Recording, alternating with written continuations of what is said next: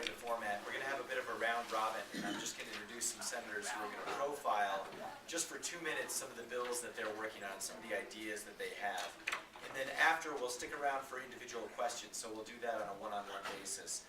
And there's also some UNM students who are here to talk about one of the bills, as well as some other folks from the business community. So members of the press, if you have questions for them, they'll also be available after. And of course, our new press person I just want to introduce is Ariel White, who's back there who can answer further questions.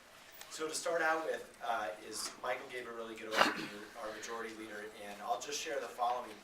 We have a lot of ideas coming out of the Senate and out of our Democrat caucus, and a lot of these ideas are big ideas. They are ideas that would put a now hiring sign out in front of almost every storefront in New Mexico.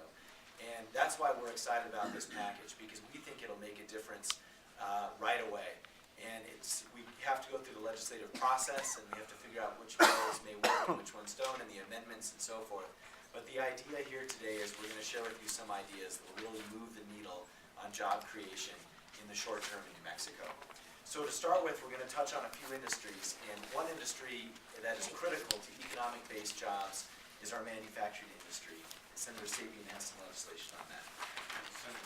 Folks, thank you very much for being here today, and I wanted to emphasize the fact that this is definitely a partnership between business, labor, and with Democratic leadership. We want to be able to create sustainable jobs on a larger scale than any suggestions have been put forth today to date.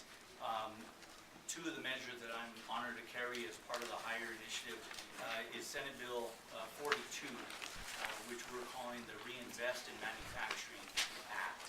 The Reinvest in Manufacturing Act is an incentivization of businesses to either retool their plants, to expand their operations, to renovate their operations, and most importantly, bringing new manufacturing firms to New Mexico.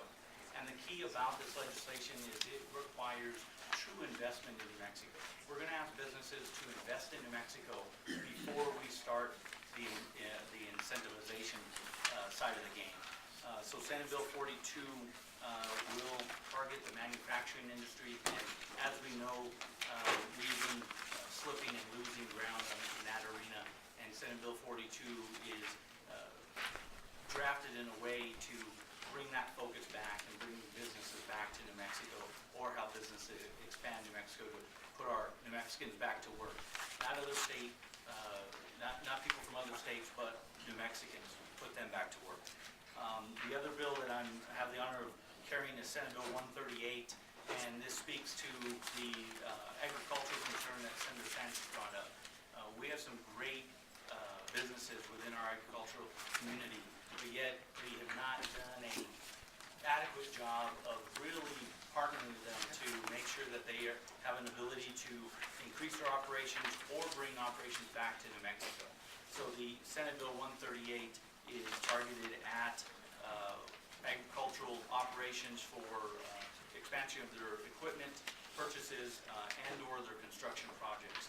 So think of the manufacturing and the agricultural communities would benefit from both these bills.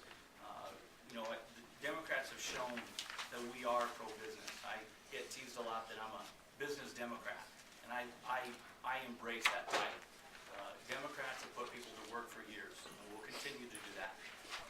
HP in Rio Rancho has 1,800 new employees over the last 3 years, and those employees were a direct result of Democrat initiatives to bring HP into New Mexico in a huge force. So as we look at this session, we'll continue to discuss these bills. Both of these measures have bipartisan support and also have had some input from, and will continue to have input from the economic development industries such as Albuquerque Economic Development. So we look forward to continued conversation and really putting together a plan that will put masses of people back to work, not the small potatoes.